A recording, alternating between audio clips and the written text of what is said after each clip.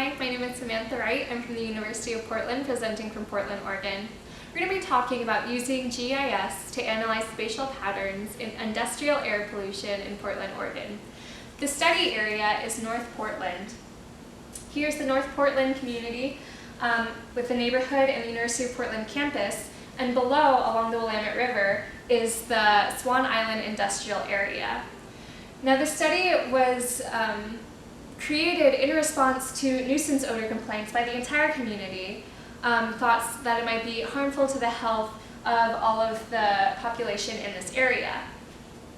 So 19 different stations were created in the neighborhood of Portland. And at these 19 stations, trained odor detectors will go there 3 times a day, every day, and qualitatively collect what they'd find. So first in the morning at 6 a.m. to 8 a.m., then in the midday, 11 a.m. to 1 p.m., and then in the evening from 4 p.m. to 6 p.m.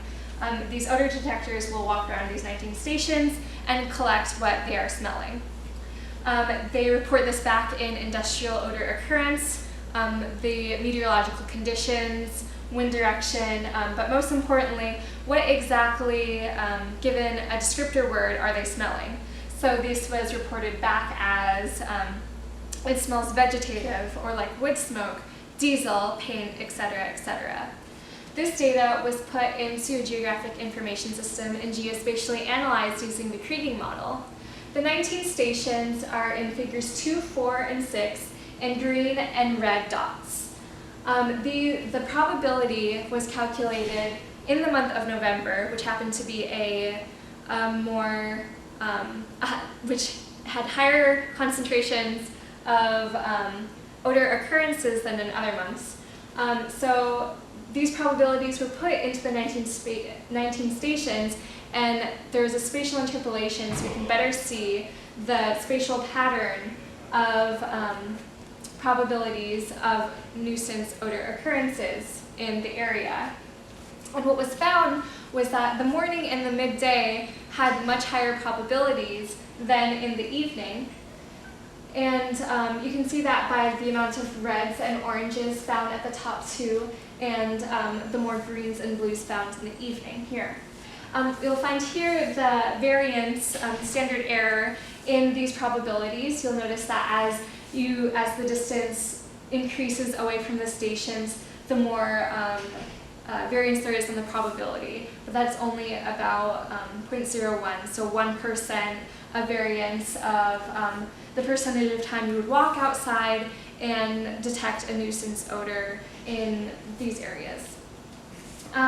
Also, we have weather stations in the North Portland community, and these measure wind direction. We calculated the average wind direction and intensity for the month of November to compare to these maps here, and they noticed that they come from the southeast typically.